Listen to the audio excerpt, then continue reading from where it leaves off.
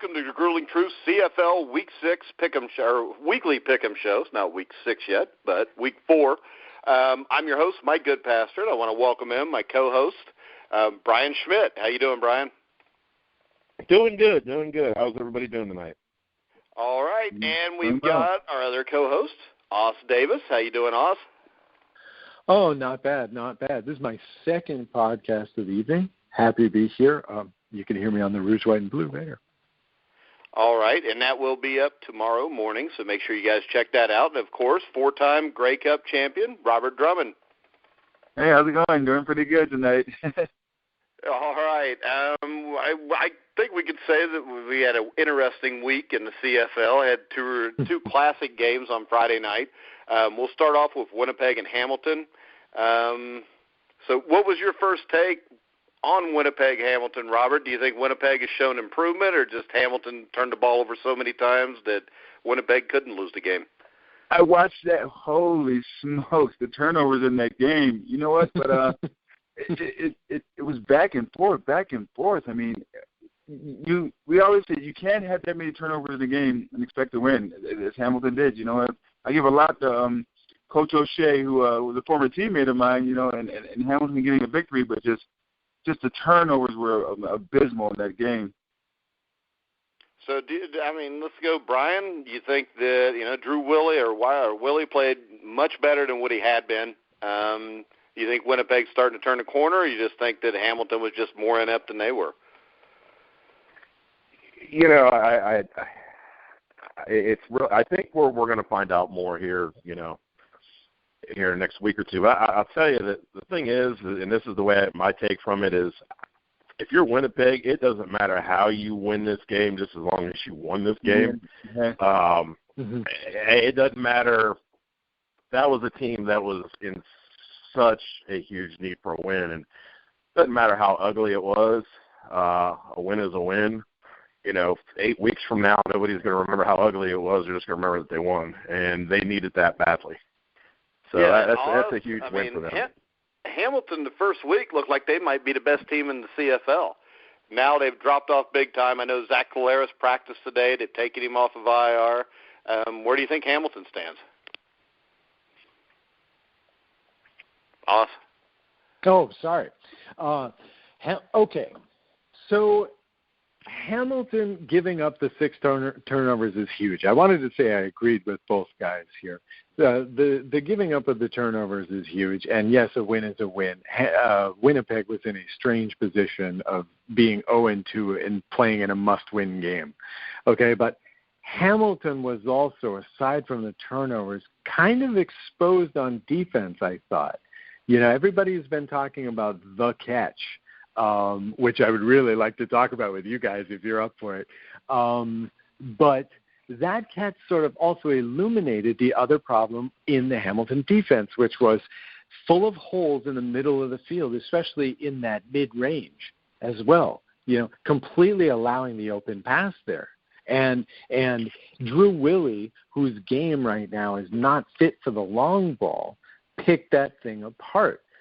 You wonder how they would have fared against another quarterback. I don't think quite so badly against some, but I think even worse against others.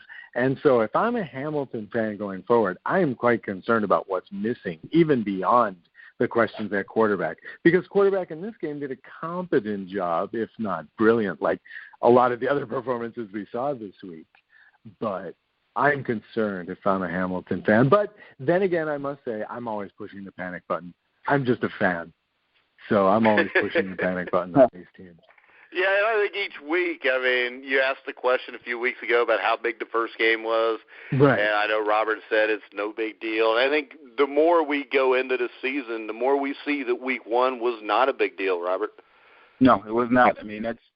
I told you that's how it normally works. I'm more concerned even in Hamilton. They're being dissension amongst the offense and the defensive side of the football. It's got to be frustrating for the Hamilton defense, to be on the field as long as they were, constantly having the Hamilton offense turn the ball over, and that's you can't be productive when you're on the field and you're exhausted the entire time, which is what the Hamilton defense was, and Hamilton's offense is going to have to be able to turn it around and keep those guys off the field, keep them fresh and keep them mentally focused, because this could be a problem if this scenario continues.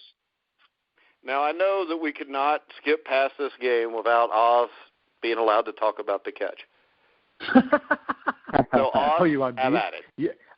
I'm not a physicist. I'm not qualified to talk about this. However, I'm glad you passed the ball to me because I have a question for all of you guys. All of you guys are in the game. You're all professionals and whatnot. I wanted to ask you guys, each of you, what's the weirdest catch you ever saw or you ever made in your case, Robert?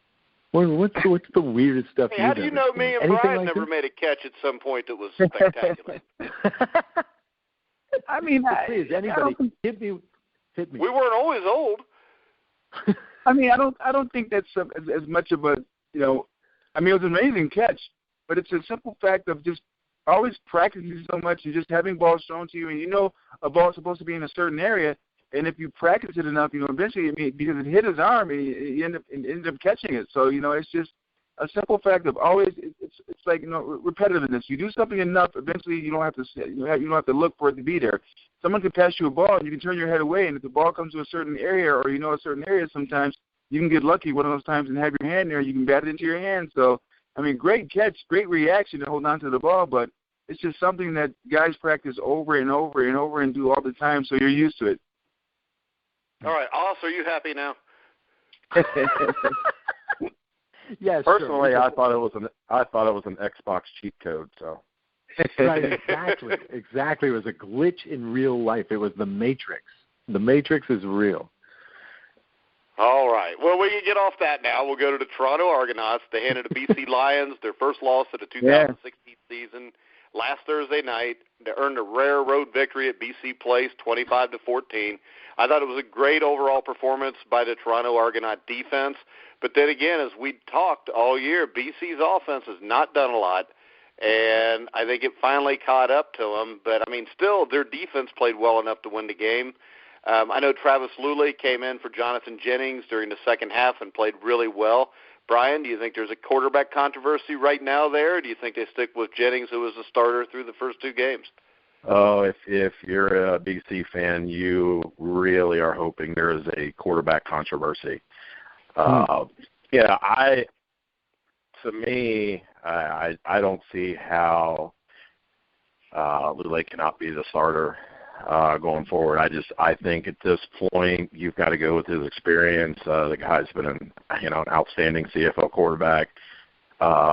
I think at this point you've got to put the ball in his hands and see where you go from here. Because obviously, Jennings, it's just not happening. And you cannot allow your team that defensively is playing outstanding. Really, 3 games defensively they've played outstanding. You cannot allow that to become a problem to where you're losing games, 25-14. So. Yeah, and Robert, you were a really good running back in the CFL. And, I mean, Anthony Allen had to impress you. 16 carries, 107 yards, 6.7 yards a carry.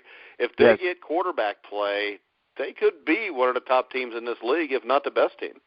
Drummond could definitely be one of the top teams in the league, And I would say in BC's, I mean, I won't say the defense, but in BC's, in the wake of watching the games, you know what? Defense wins championships. We always say that. And their defense for the first 2 weeks, had basically kept them and allowed them to win games. Eventually, you're gonna have to score points on offense to keep the other teams, to keep them balanced. It wasn't balanced at all. Toronto was able to run the ball. They were able to move the ball down the field in defense to keep that offense off the field. So they better find a way. As I said before, quarterback controversy would be the best thing for them right now because it's going to make guys It's going to make guys compete in practice, which is going to make guys play better in games. So they definitely need to shake up. The defense could be there, but they definitely need something to shake them up. And my question for us is this. Is Toronto the team that we saw in week 1 that looked like they couldn't get out of their own way? Or do you think they're more of what we've seen the last couple of weeks? I'm glad you brought this up, and I'm glad you mentioned earlier Robert's comment from week 1. I think that in this week, the 2 teams that we saw kind of come together. They're now out of the preseason. I think Toronto is one of them. They're the prime example, and also the Rough Riders, but we can talk about them later. I think that the Argos they're probably the only team in the CFL that in 3 games has shown distinct improvement in every game.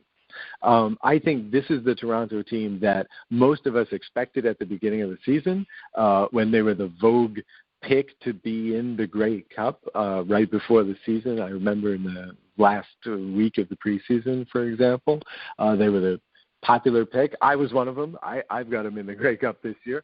This is the team we expected. Look, in the first couple of games, Ricky Ray had taken more sacks than any quarterback in the CFL. This game, 2 sacks and 35 dropbacks. That's nice work by the offensive line. The defense, on the other hand, that's what all the news reports are telling you about. Kept forcing the 2 and out of BC. BC could do nothing. Ultimately Jennings leaves the game frustrated. I think this is the Toronto Argonauts playoff contending team, and I think it's the one we expected. They may even be better next week, but this, I think, is the team, and they're ready to start the season now. They're done with the preseason now. And now we'll go to 2 of the best early season games you'll ever see in any league. Calgary 26, Ottawa 26. Brian, have you ever seen a wide receiver have a start to the season that Chris Williams has had in any league? I mean, he caught 3 more touchdown passes. I think in just 3 games, he started the season with right around 500 yards. I mean, he's been unreal so far.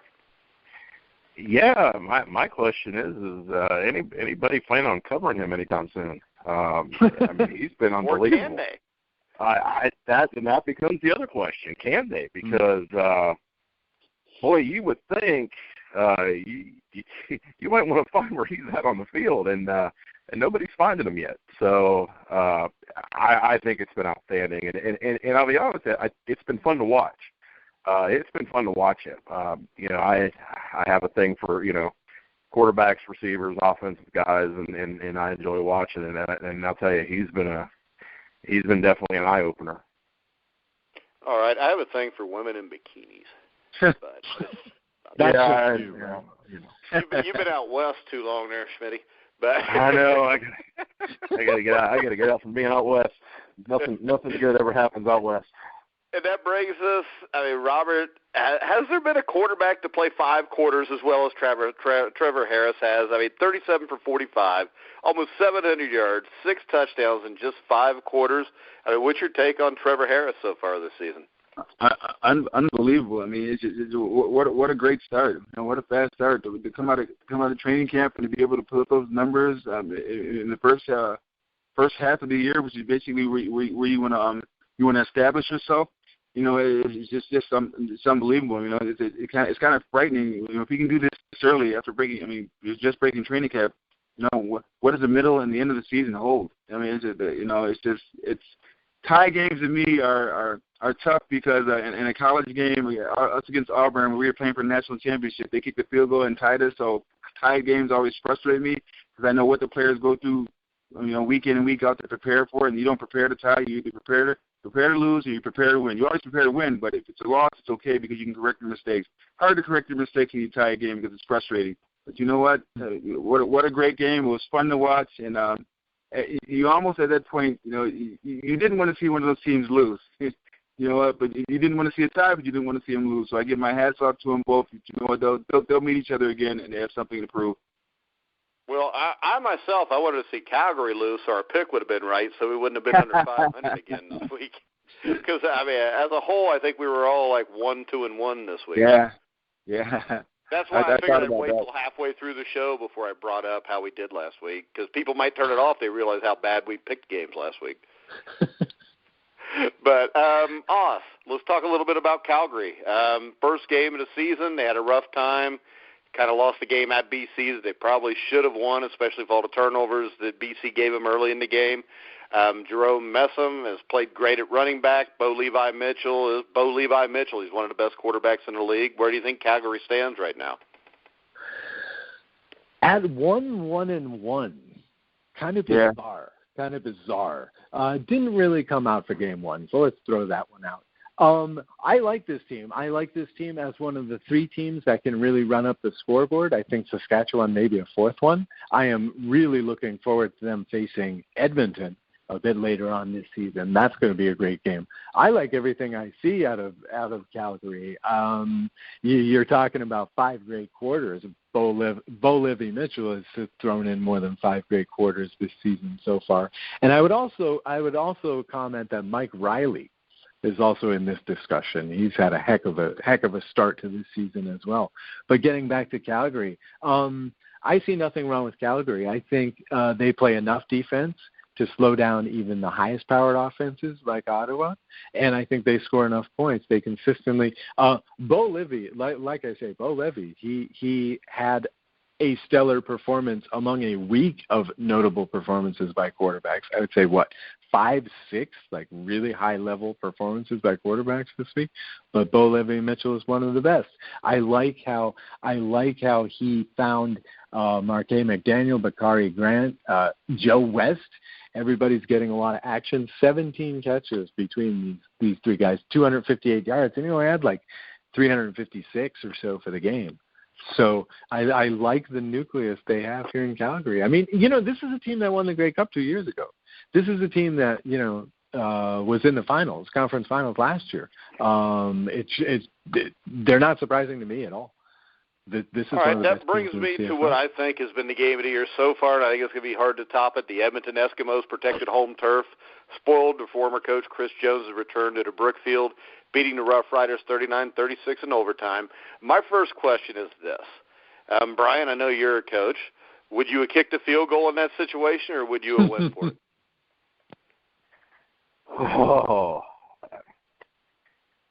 I think I'd have kicked the field goal in that situation. Just the way it was going, I think I'd have kicked the field goal. All right. Yeah, it's easier to say after the fact, but I think I would have kicked the field goal also. I mean, that's a tough one. Yeah, that is. I'd have went for it, but you can ask Brian. I'll pretty much go for it almost any time I get a chance to. Yeah, I'm not a gambler. Never have been. But is anybody? I mean, the one thing I've noticed is it seems like every 3rd and 1 or second, you get a quarterback sneak. I mean, when's the last time somebody in this league stood up and just threw a pass out in the flat or something to get the first down? I mean, it'll happen. I bet the first team that does it'll be Saskatchewan now too. This was the problem with the last play of the game, wasn't it?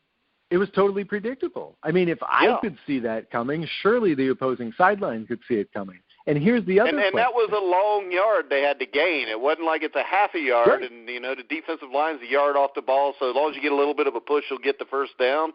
Right. I think that was a hard one to get with that play. Yeah, but psychologically as a player, it's like you know they're giving you a yard off the ball, so I mean, it's man against man. Your will as a player is always stronger than their will, because you always say to yourself, if you can't get a yard, you don't deserve to win the game.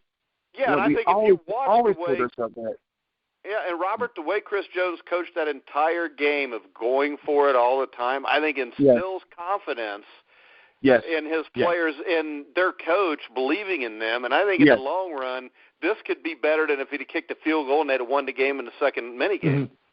Well, he shows he has the confidence in him to be able to go out there, and put the game on their hands as opposed to, making a coaching decision that could cost them the game. You put the games in the players' hands, they have no one themselves to blame but themselves. I mean, players can deal with that. Yeah, and if you get a chance to win the game and you don't take it, you may never get another chance. Exactly. But, all right, so we agree Brian's wrong. All right, let's But wait, so I have a follow-up question here. Because, and I was talking with Joe about this on the Rouge, White, and Blue, is this. Okay, we're not even having this discussion if Chris Jones doesn't get so conservative and plays that soft zone defense on the 2 plays that Edmonton have. I mean, do you do that, or do you clamp down and go for the win? Yeah, I think from watching the sideline, they thought that game was won. Yes, they did. Right. Yeah, they did. Yep. And then the bad thing is the way the defensive coordinator called the defense, it looked like he had it won. He thought they had it won also. Well, they're playing conservatively at that point. They're playing not to win, but they're playing not to lose. Right. We always you can't take Coach Matthews used to always tell us, don't take your foot off the gas pedal. If you're up on the team, stay up on it, because at any given time anything could happen. Don't play not to lose, play to win. Jones went for it all night. He even went Yeah. for it after that. Why not try to put a little pressure on the quarterback there? Yeah. Yep. But, I mean, how many times do we see a team go into prevent defense, and as the old saying goes, the only thing it prevents you from doing is winning. Winning, correct. Yeah, I mean, we've commented on this at least 3 times this year, I think, or at least, CFL fans have. I mean, this keeps burning teams in the CFL this year. It's a bad teams in every league, from high school all the way up. It's a bad thing to do in a football game, even if you're up, to hand another team momentum. All you're doing is when they're moving the ball up and down the field, and even if you're up, it's handing them momentum. And eventually that's going to come back to bite you in the behind. Yeah, especially after their first pass play puts them almost to midfield. Yeah. I mean, then you're just one 15, 20-yard completion away from being in field goal range. Yep. And sure enough. All right, so we brought up before the fact that we were all pathetic 1-2-1 last week. We'll go ahead and we'll start off, and we'll let Brian pick game number 1, which is Ottawa at Toronto. This is going to be a good one. Trevor Harris coming back to Toronto. I'm going with Ottawa. I think Ottawa is going to pull this one out on the road. All right, Robert.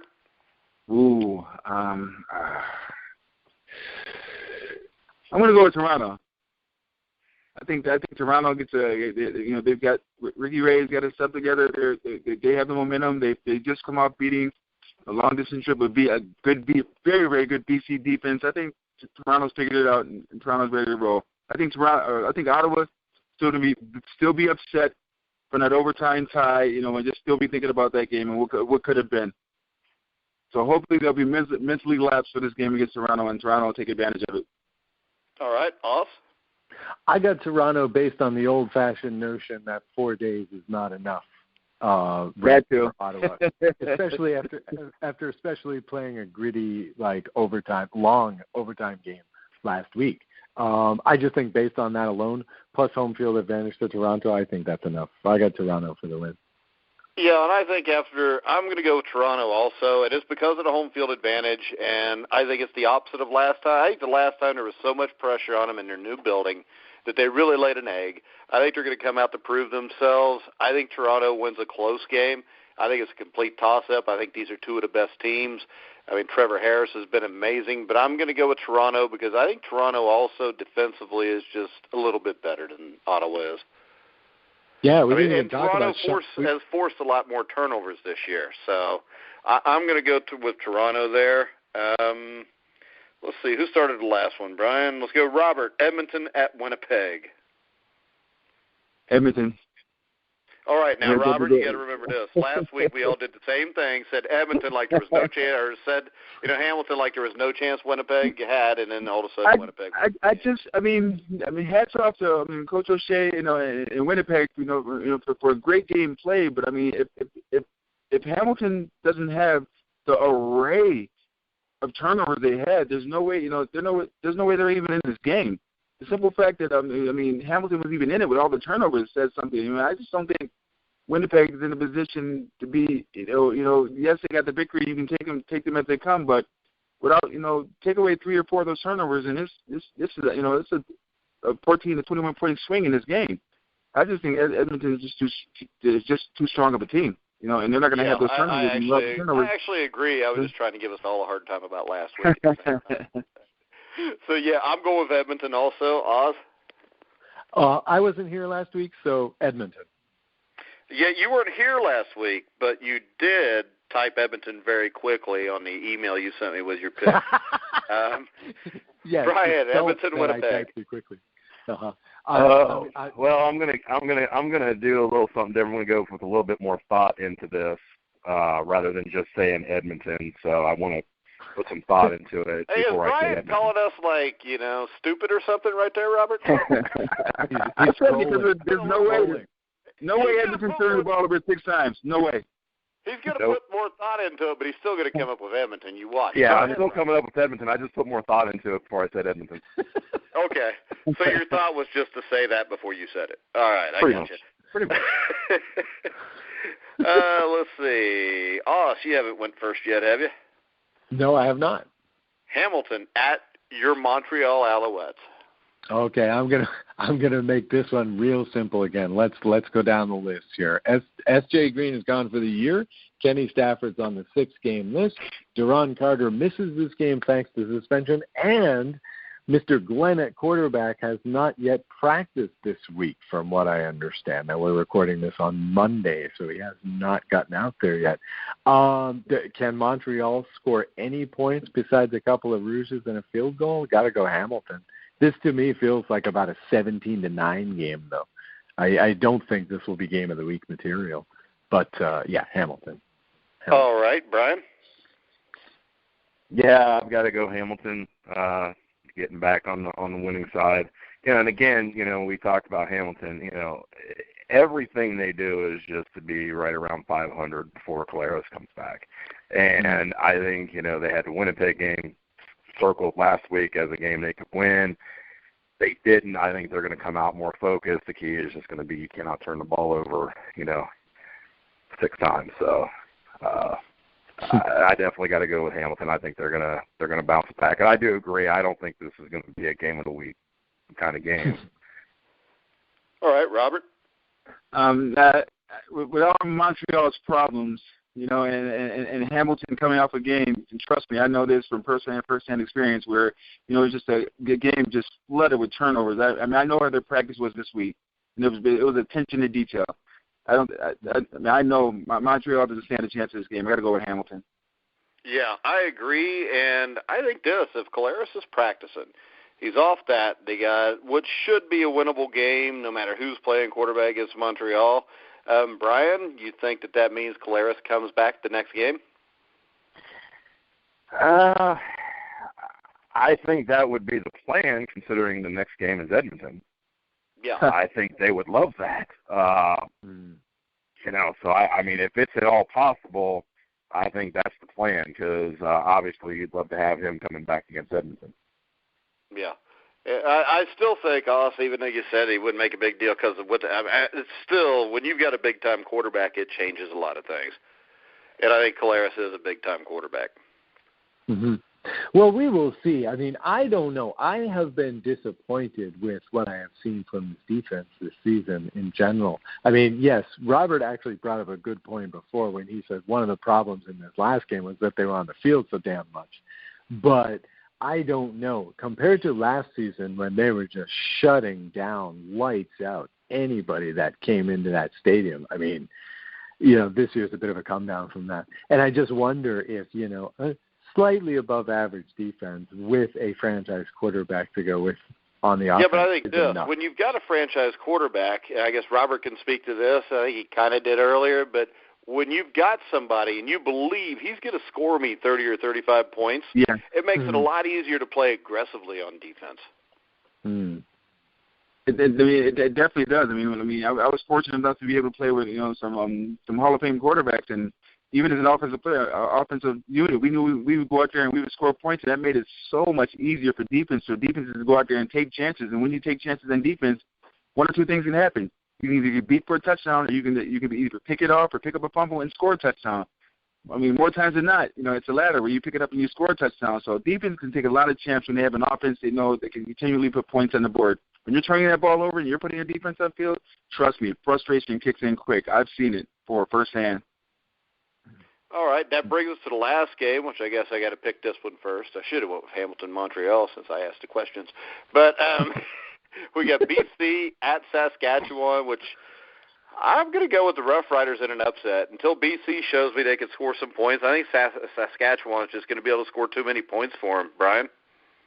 Yeah, I agree. I'm going with the Rough Riders. I first of all, I think they're going to, This is a football team that's 0-2, but I mean, obviously we saw, last week we saw some things that I think are very good. I just think until BC can do something offensively, you're facing a pretty good offense, and I think the Rough Riders are going to get the first win. All right, Robert. I mean, you'd be hard pressed not to go with Saskatchewan. I mean, as I said before, BC's defense the first two games have been pretty much carrying them. And until they can find some kind of continuity and some kind of level playing, and just to keep keep the defense off the field so they can perform. I mean, it's just you got to go Saskatchewan.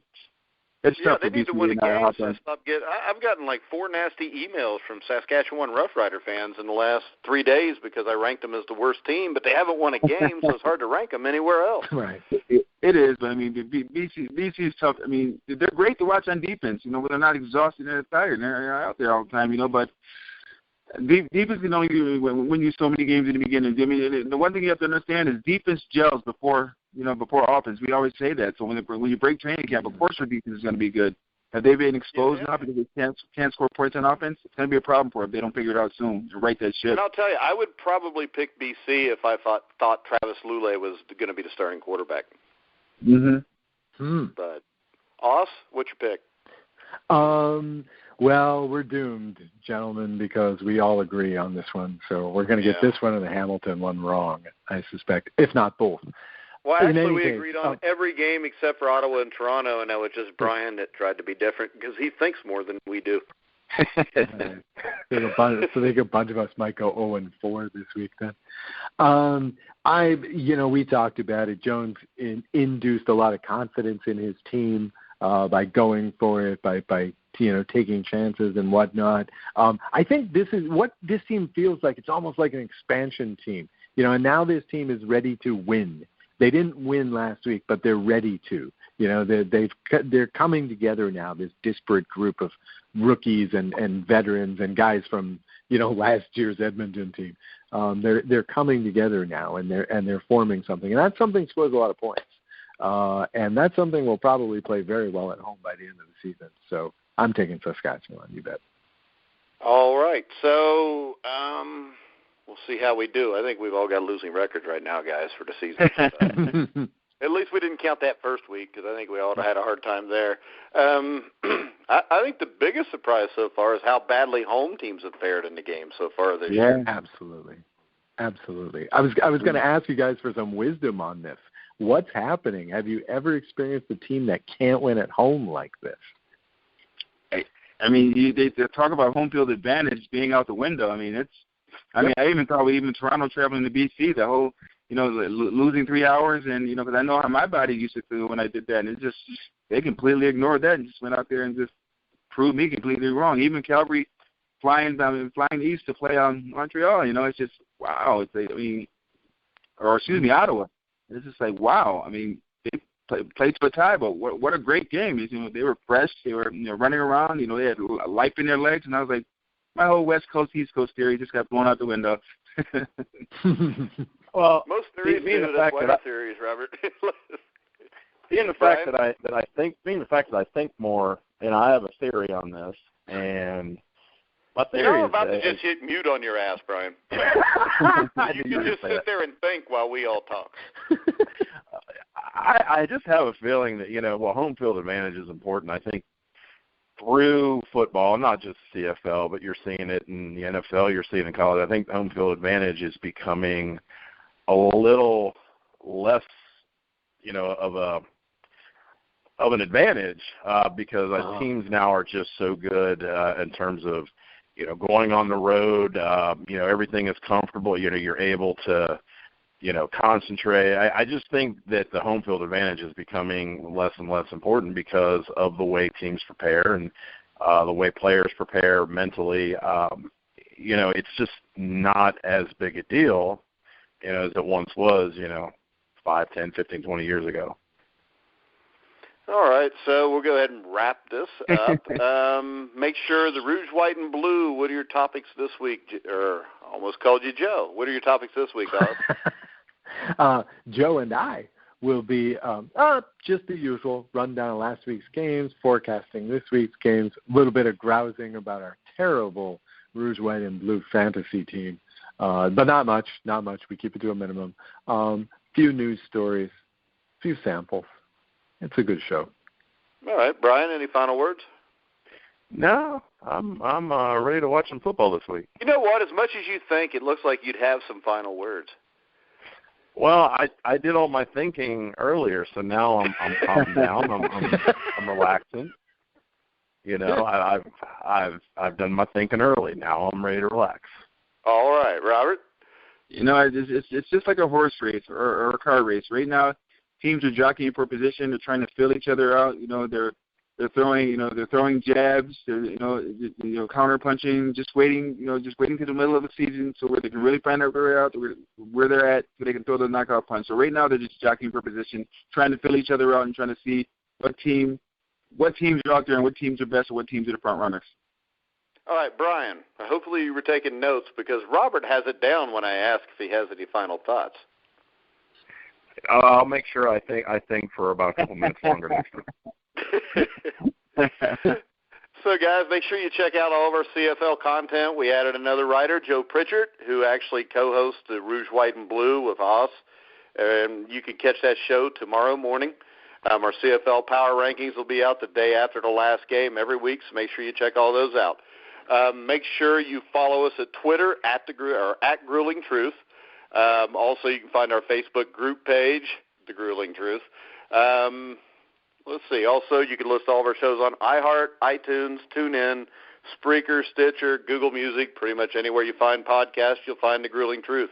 So for Os Davis, Brian Schmidt, Robert Drummond, I'm Mike Goodpaster. You've been listening to The Grueling Truth, where the legends speak.